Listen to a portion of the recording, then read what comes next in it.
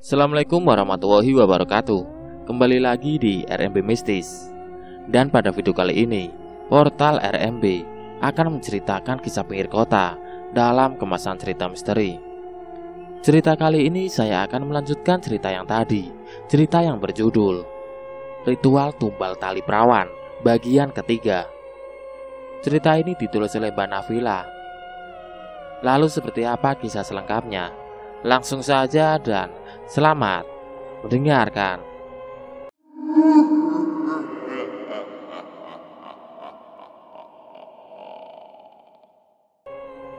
Sehabis sarapan, kamu ikut Pak D ke ladang ya? Kata Pak D saat setelah menyeruput kopi yang masih terlihat mengepul. Boleh Pak D, sekalian cari udara segar, jawab Dito. Bude kemana Pak D? Tanya Dito saat tidak melihat keberadaan budenya. Bude lagi nganterin Mbok Sarmin ke pasar, beli keperluan untuk pengajian nanti malam. Nanti malam kalau kamu tidak mau ikut. Dito ikut daripada harus sendirian di rumah, sela Dito sebelum Pak D-nya menyelesaikan kalimatnya. Siap-siap sekarang Dit, kita jalan ya ke ladangnya.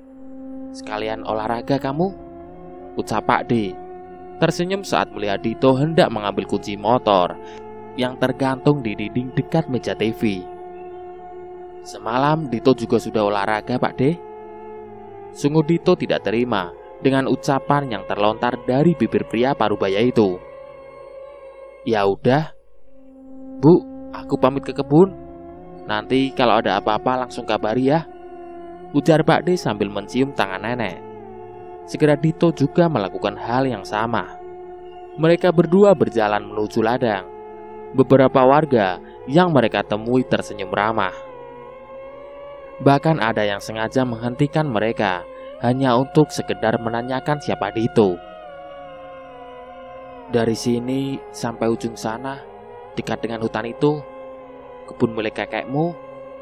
Sekarang yang ngurusin ya cuma Pak D, karena bapakmu itu tidak mau. Lebih milih jadi pengacara katanya, kata Pak D sambil menunjukkan di mana saja batas ladang milik kakeknya. Setahu Dito memang Pak D-nya ini lulusan sarjana pertanian. Jadi dia juga pasti tahu seluk-beluk tentang pekerjaannya saat ini. Dito hanya melihat-lihat apa yang dikerjakan Pak D Marwan. Sesekali dia berbincang dengan warga yang bekerja menggarap ladang milik kakeknya. Luas juga, batin Dito. Dit, sini, panggil Pak D setengah berteriak.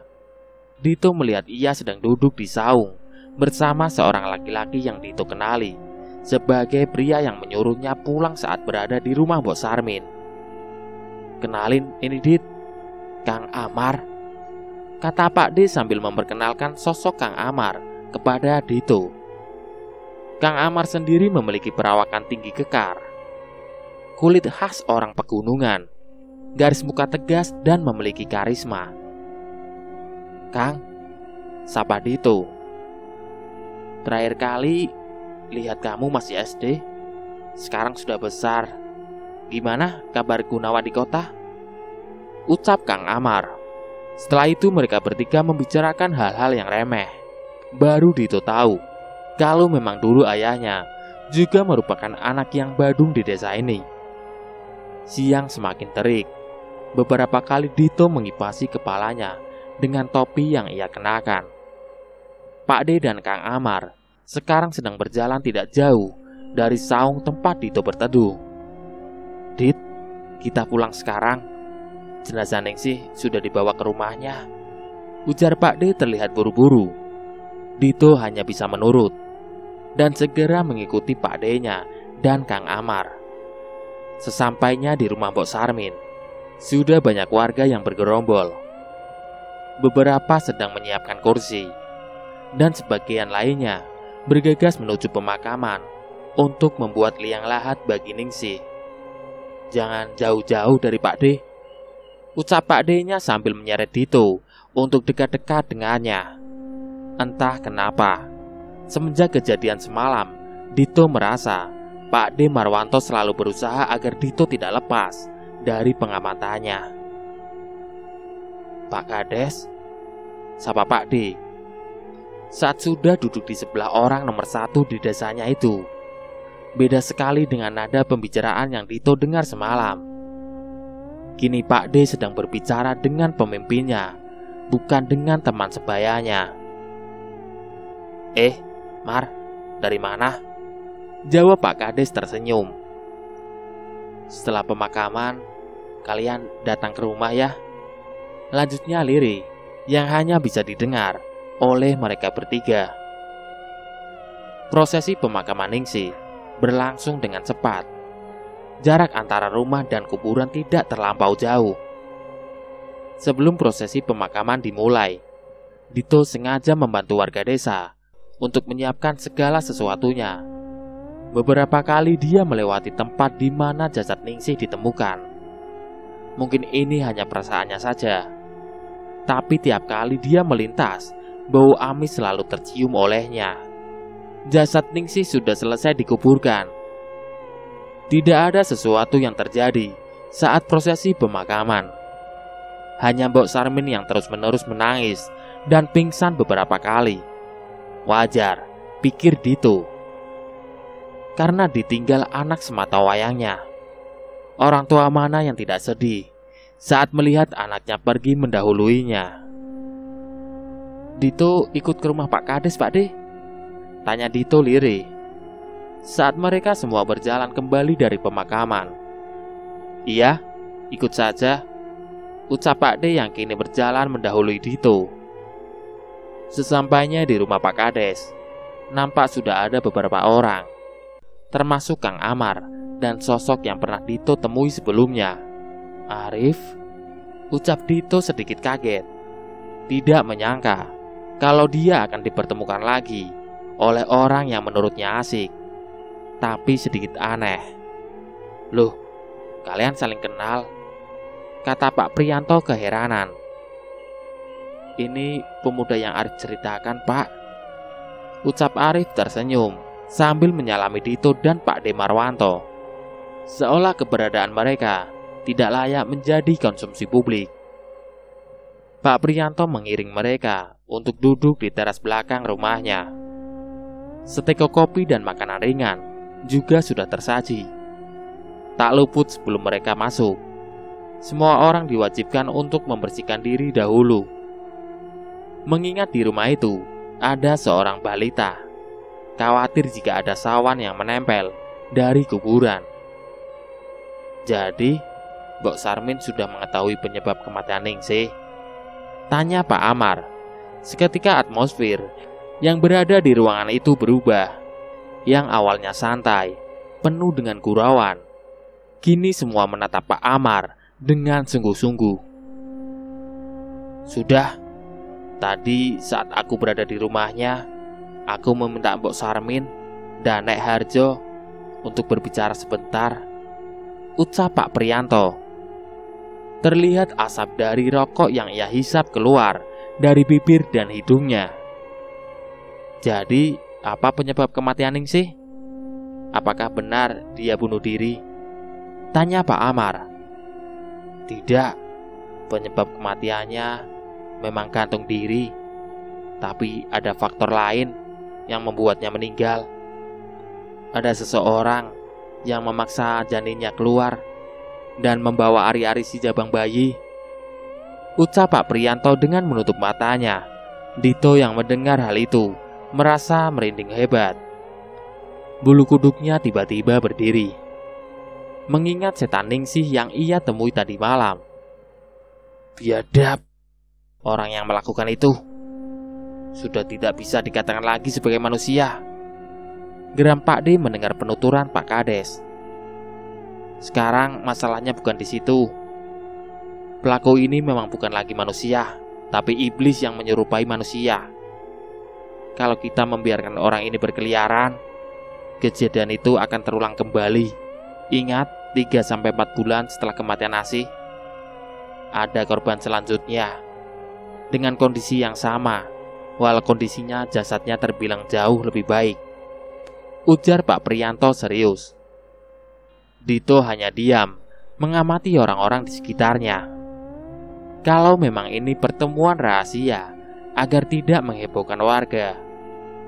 Kenapa pula Dito yang bisa dikatakan orang asing, justru ikut duduk di antara orang-orang ini? Kau tahu kenapa orang itu meninggalkan jasad Ningsih dan janinnya, dan hanya membawa ari-ari dari bayi yang bahkan masih dalam hitungan bulan? Tanya Pak Amar kepada setiap orang yang sedang duduk di sana. Kepala Dito mulai terasa berat. Dia tidak memahami apa yang sedang dibicarakan orang-orang ini. Sedang Arif juga. Sedari tadi hanya dia memperhatikan. Sesekali mata mereka bertemu, tapi Dito tidak bisa menangkap apapun yang mereka maksudkan. Tumbal, ucap Arif seketika. Benar. Entah untuk kekayaan atau apapun aku tidak tahu. Yang kumaksudkan sekarang, siapa yang membuai Ningsih? Sampai tidak ada satupun orang yang tahu kalau Ningsih sedang hamil, ucap Pak Amar. Otak Dito berpikir keras. Benar siapa yang sudah menghamili Ningsih, dan anehnya, tidak ada seorang pun yang tahu tentang kabar kehamilan ini. Bisa jadi orang yang menghamili itu adalah pelakunya, ceplos Dito. Dia tidak sadar akan apa yang dia katakan. Padahal sedari tadi, dia sudah berniat hanya untuk mendengarkan. Kini semua orang yang ada di meja itu menatap Dito. Iya, sayangnya kita tidak tahu. Dan semua saksi yang melihat keberadaan Ningsih sebelum meninggal mengatakan kalau mereka tidak pernah melihat dia sedang dekat dengan laki-laki, kata Pak D. Dulu aku pernah mendengar cerita dari orang tuaku. Aku masih ingat ada kejadian yang mirip sekali. Ada orang yang memang sedang mendalami ilmu hitam, dan dia melakukan hal yang sama, yaitu dengan menghamili dan mengambil ari-ari dari wanita yang dihamilinya itu. Kalian tahu apa itu? Tanya Pak Amar tersenyum kecut. Tumbal tali perawan, kata Arif dengan mata membulat sempurna. Tumbal tali perawan? Apa itu? Tanya Dito penasaran. Setiap pasang mata yang ada di meja melihat Dito dengan pandangan yang tidak bisa ia artikan. Praktek ilmu hitam. Orang yang ingin mendapatkan kesaktian atau kekayaan secara instan dengan menumbalkan wanita yang mengandung tapi hamil di luar nikah. Jelas Arif datar. Jadi kematian Ningsih ada kaitannya dengan praktek ilmu hitam, ucap Dito ngeri. Ada kemungkinan itu yang sedang terjadi, tapi kita tidak bisa menyimpulkan itu secara langsung. Bisa jadi memang ini adalah pembunuhan biasa, dan itu urusan polisi untuk menangkap pelakunya. Tapi jika sudah berkaitan dengan ilmu hitam, semua akan lebih rumit lagi, ucap Pak Kades. Raut wajahnya benar-benar terlihat cemas. Jika memang ini adalah urusan desa ini, kenapa saya harus duduk di sini sekarang, Pak? Bahkan saya juga tidak mengenal orang-orang di desa ini, tanya Dito. Sedari tadi, dia penasaran dengan keberadaannya yang diikut sertakan dalam perbincangan tentang tumbal atau apalah namanya. Justru karena kamu yang dihantui Ningsih, makanya saya meminta Marwanto untuk mengajakmu, kata Pak Kades. Dito masih tidak mengerti dengan tujuan dari mereka. Mungkin saja memang kebetulan dia sedang apes malam kemarin, sampai ada setan yang mengganggunya. Apa tidak aneh, Dit?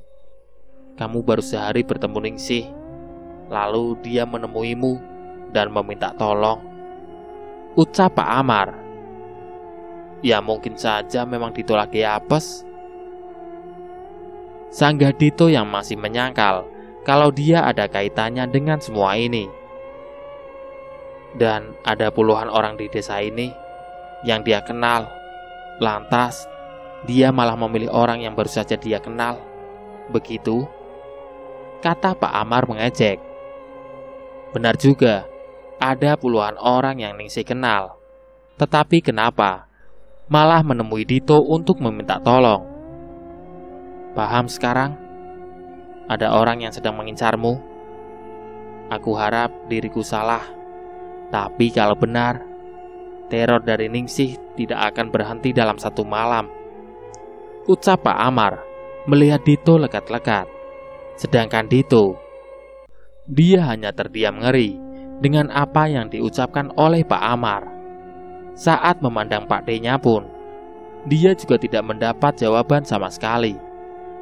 Dito dan Pak D Marwanto sudah berada di rumah Nek Harjo.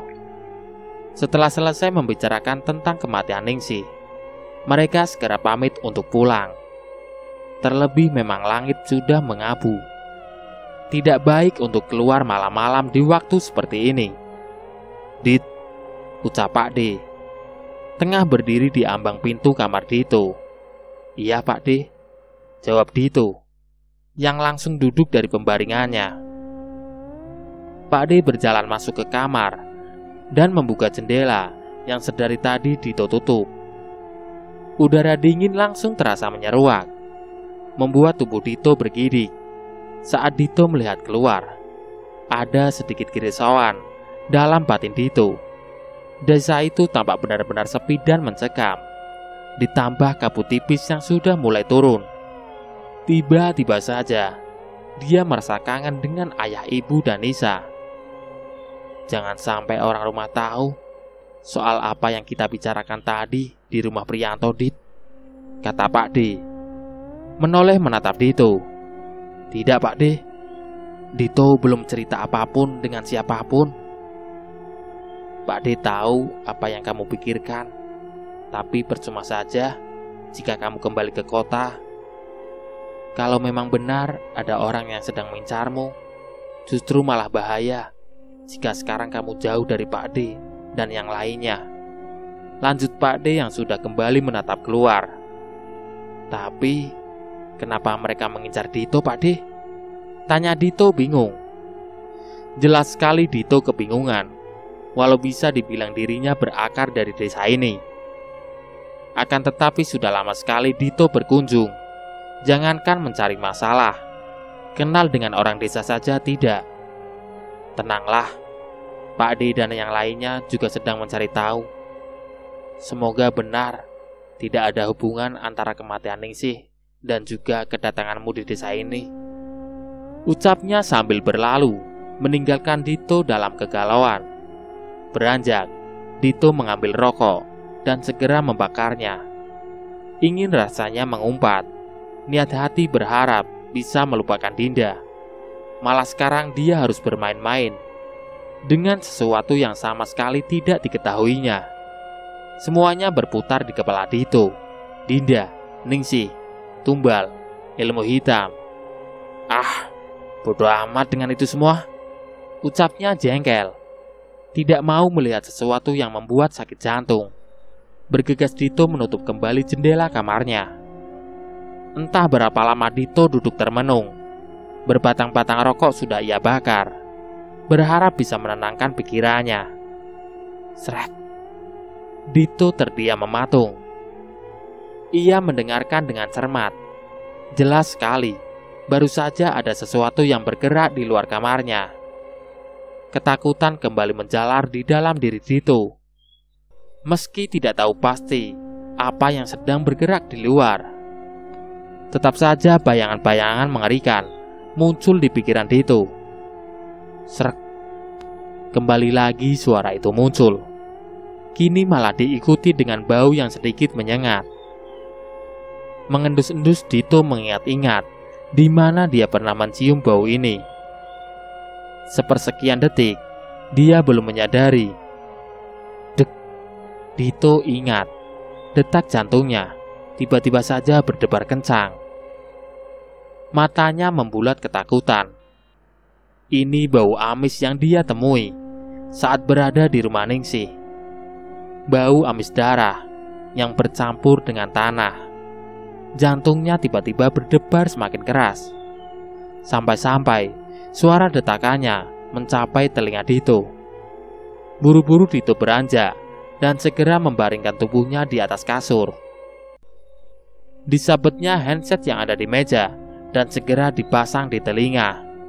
Tangannya gemetar hebat saat menutul-nutul layar handphone yang sedang ia genggam.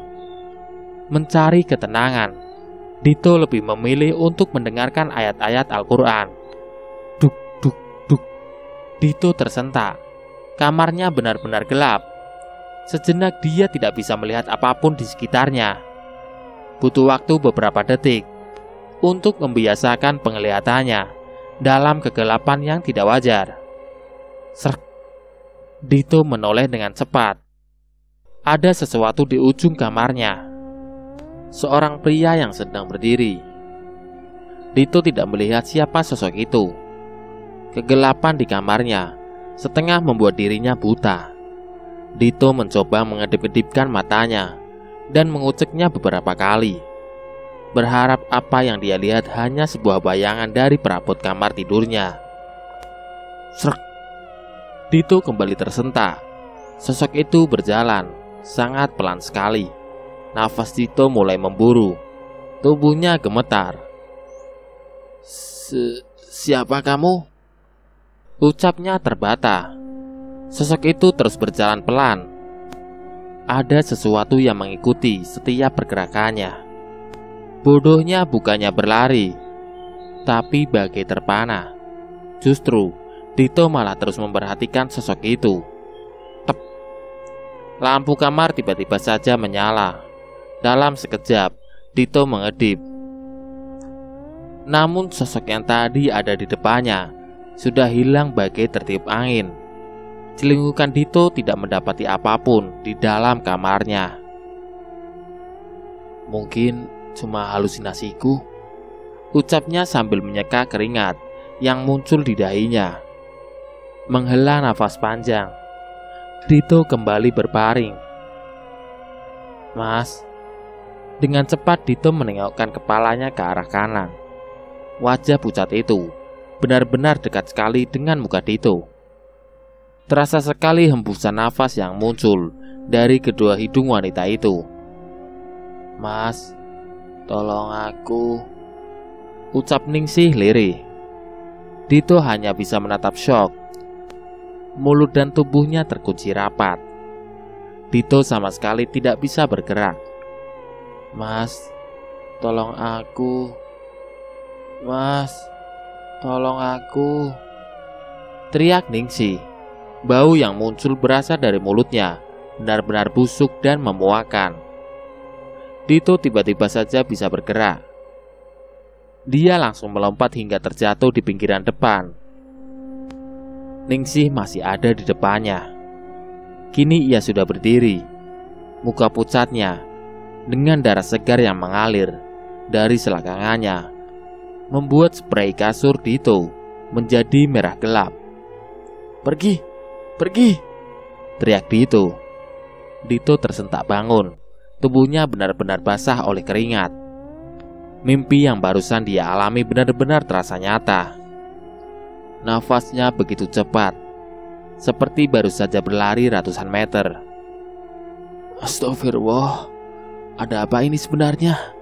Ucap Dito, mengusap mukanya. Belum juga jantung Dito berdetak normal. Kini ia mendengar ada seseorang yang tengah berjalan di luar kamarnya. Dia tengok jam sudah menunjukkan pukul 2 pagi. Dalam ketakutan dia mencoba untuk melihat. Siapa tahu Pak D-nya belum tidur.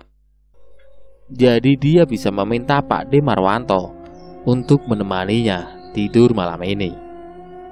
Langkah kaki itu sudah menjauh dari kamar Dito. Jelas sekali dari bayangannya.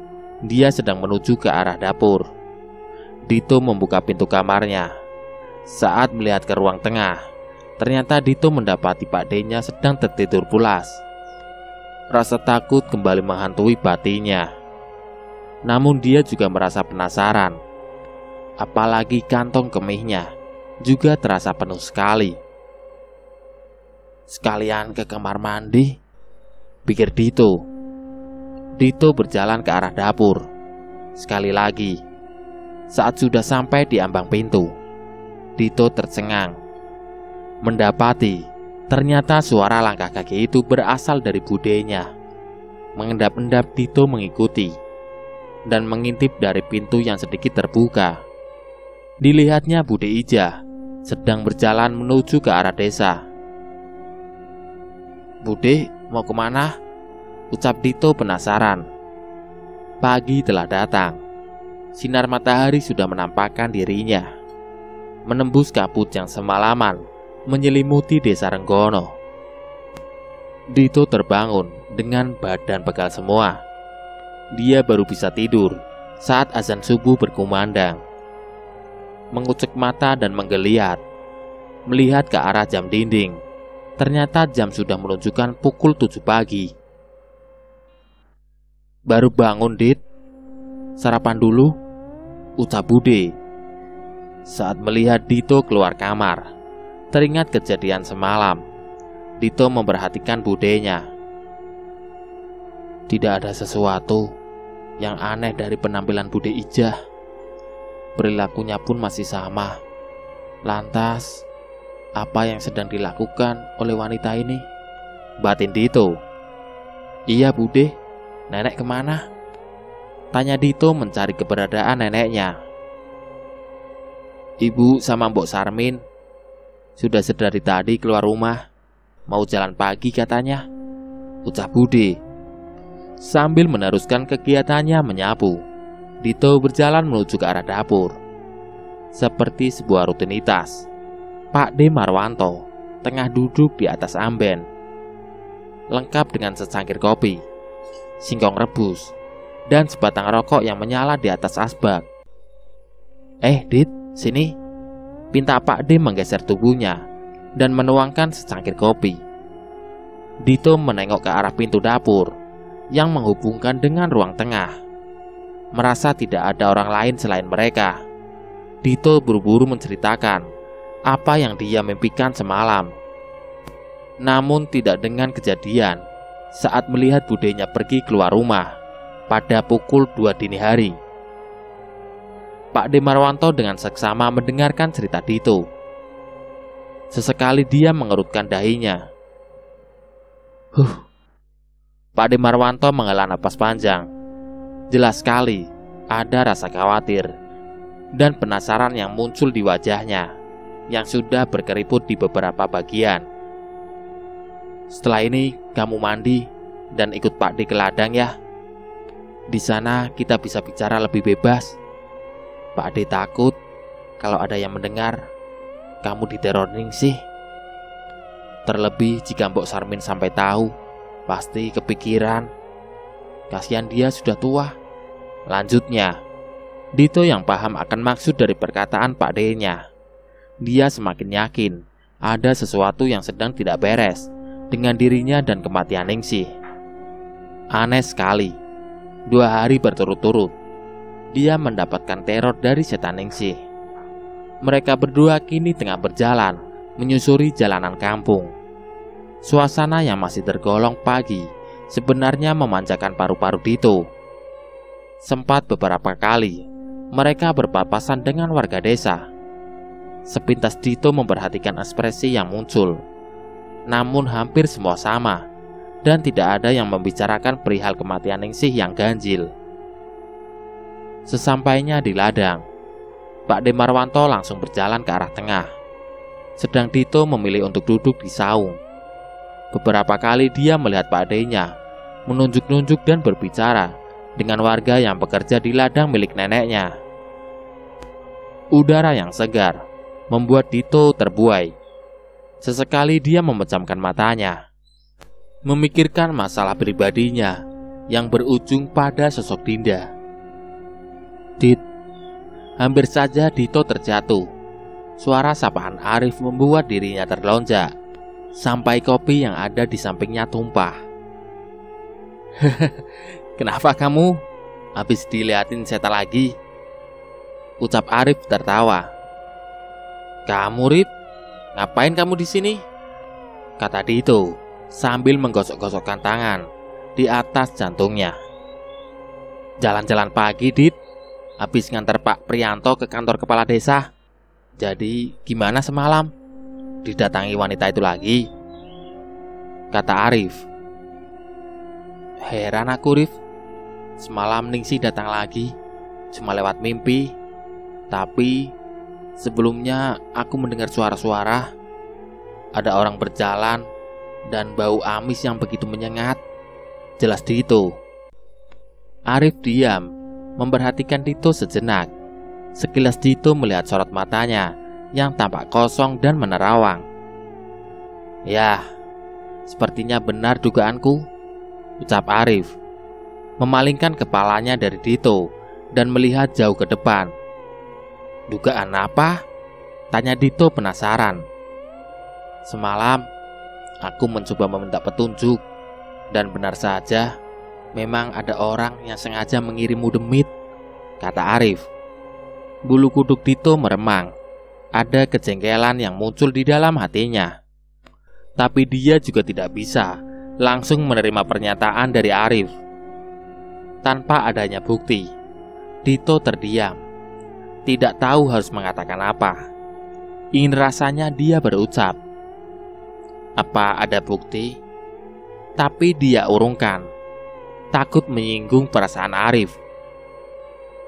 Toh mereka tidak sedekat itu. "Mau bukti?" tebak Arif saat melihat ekspresi Dito yang tidak begitu percaya. "Bagaimana kamu tahu semua ini?" ujar Dito tidak menjawab pertanyaan Arif. "Ya, kadang kita dibekali sesuatu yang enak dan tidak enak di dunia ini, Dit. Seperti bisa berinteraksi dengan mereka," ucapnya terkekeh. "Maksudmu, kemampuan untuk melihat mereka?" tanya Dito. Arif hanya mengangguk-anggukkan kepalanya. "Kalau begitu, bisakah aku minta tolong? Bicaralah kepada setan Ningsih. Suruh dia untuk tidak menggangguku," kata Dito dengan polosnya. Mendengar ucapan Dito, bukannya Arif menanggapi dengan serius, justru malah dia tertawa. "Sudah ku bilang, ada orang yang sedang mengincarmu. Orang yang sudah meninggal, sudah terputus hubungannya dengan dunia, Dit. Sosok Ningsih yang kamu lihat semalam itu sebenarnya adalah jin yang memang diminta untuk menyerupai Ningsih. Dan jangan tanya alasannya apa, aku pun belum tahu," jelasnya. Mendengar itu Dito berpaling. Ada rasa kecewa dan juga ketakutan yang datang bersamaan. Beberapa saat keduanya membisu, masing-masing terbuai dengan pikirannya. "Bagaimana kamu bisa sampai di desa ini, Rif?" tanya Dito setelah diam beberapa saat. "Oh, Pak Prianto yang memintaku datang ke desa ini. Setelah melihat jasad Ningsih, sebenarnya aku tidak berniat untuk datang ke sini. Memang tujuanku ke kota sebelah. Pak Prianto juga pernah mengalami seperti dirimu saat ini. Mungkin ada sedikit rasa trauma di dalam dirinya, atau karena takut jika berdampak kepada anak istrinya. Dulu saat pemilihan kepala desa, hampir tiap hari Pak Prianto mendapat kiriman sepertimu. Ya, aku hanya mencoba membantu saja," jelas Arif dengan senyum simpulnya. Kini Dito mengerti, memang desa ini masih kental dengan hal-hal yang berbau mistis. Terlebih dengan kejadian Ningsih yang mati secara tidak wajar. Dan Pak Prianto sudah menyadari ada sesuatu yang tidak beres.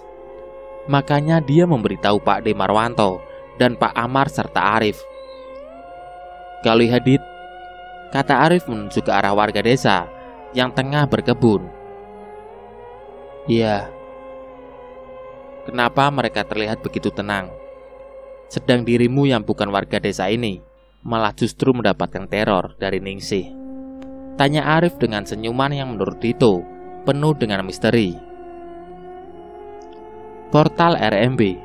Itulah tadi cerita yang berjudul Ritual Tumbal Tali Perawan. Nantikan cerita kelanjutannya di konten berikutnya. Sekian. Wassalamualaikum warahmatullahi wabarakatuh.